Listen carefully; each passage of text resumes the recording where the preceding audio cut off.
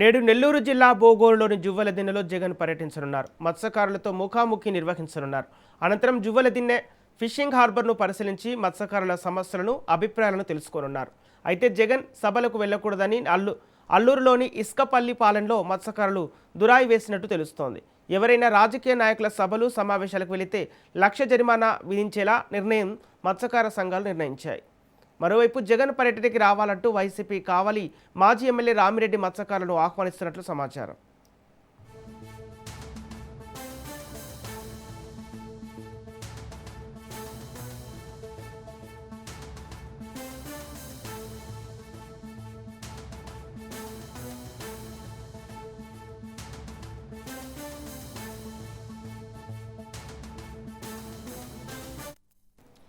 నేడు నెల్లూరు జిల్లా బోగోలులోని జువ్వలదిన్నెలో జగన్ పర్యటించనున్నారు. మత్స్యకారులతో ముఖాముఖి నిర్వహించనున్నారు.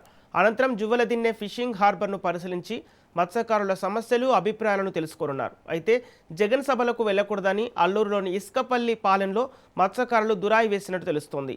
ఎవరైనా రాజకీయ నాయకుల సభలు, సమావేశాలకు వెళితే 1,00,000 జరిమానా విధించేలా మత్స్యకారులు నిర్ణయం తీసుకున్నారు.